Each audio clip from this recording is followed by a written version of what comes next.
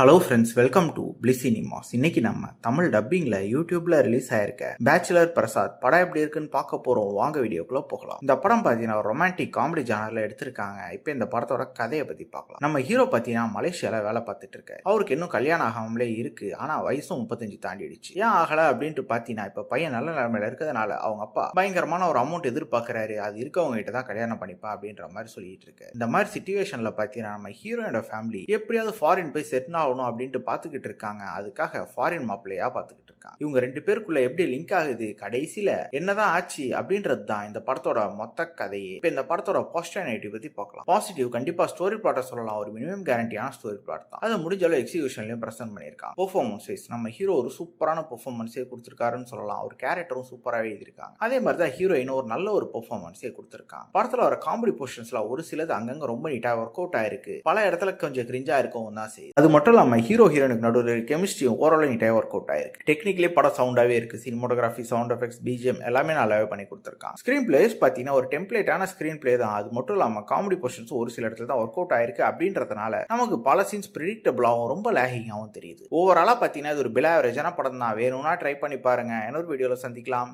Thank you.